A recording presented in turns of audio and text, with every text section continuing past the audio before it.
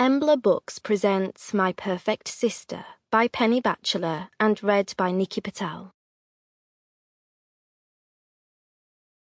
Thursday, 4th May, 1989. 4:15 p.m. Out in the garden, Annie enjoyed the feel of the sun on her skin in the dappled afternoon sunlight, relishing casting off her red gingham dress and lying down on the grass in the back garden, playing horizontal starfish. The grass tickled her as she moved her legs and arms sideways in tandem, pretending she was floating in the sea, a feared creature of the big, wide ocean, free to float away to a desert island. The school day was over. Above her head, a cabbage-white butterfly flapped its wings, teasing her by flying back and forth almost rhythmically towards her nose, but never quite trusting to land. Annie giggled with delight and opened her mouth, pretending to swallow the butterfly in one. It flew away towards the fence separating their garden from next door and disappeared into the pink blossom on a tree. Annie bathed in the warmth of the sun against her skin and started to doze, dreaming about chocolate ice cream. Perhaps her mummy would take her to the corner shop to buy one when she got out of bed.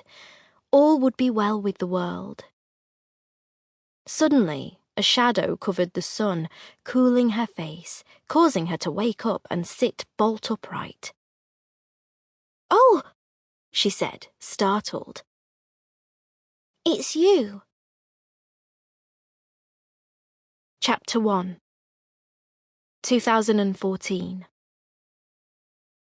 I stand in my childhood bedroom, though little remains of what it used to be.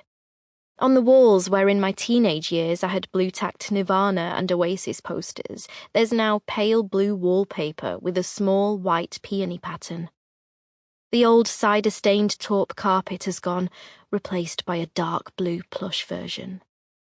Instead of my vanity table placed against the side wall, there's a modern sewing machine on a stand, surrounded by neat, stacked plastic boxes containing threads and fabric. Lots of flowers and pink. Everything has a place and is rigidly in it. The pencil marks on the doorframe recording my height over the years have been emulsioned over. A white flat-pack wardrobe stands where my old wooden one used to be. Inside are empty hangers, the kind bought in a multi-pack, not plastic ones taken from high street shops on a Saturday afternoon shopping trip. No cast-off underwear destined for the laundry lounges on the floor. The childhood books I left behind are long gone, as is the small bookcase.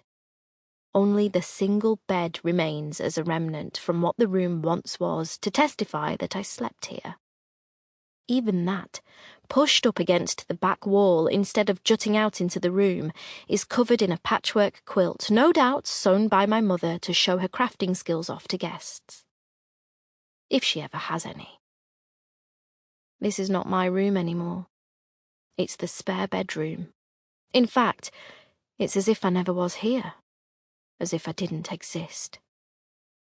On the contrary, it is Gemma who probably doesn't exist, but you wouldn't know it by looking in her room. I shut the spare room door behind me and push open the brown door with a pottery multicoloured Gemma sign still stuck on it. Behind that door is a lost world, a museum piece from a distant decade that should be covered Miss Havisham style in dust and cobwebs, but is as spick and span as if it were cleaned yesterday. No doubt it was. Presents lie on the floor next to the bed where her shoe collection used to be, one for each birthday and Christmas she has been gone. For goodness sake. Does Mother think Gemma is going to come back from the dead and open them? Her pop posters still line the walls, her lipsticks, mascara and eyeliner neatly sit on the dressing table below its mirror. I hate to think of the bacteria on them. And from the back of her dressing table chair hangs her mini rucksack, the black one she took out with her when meeting her friends.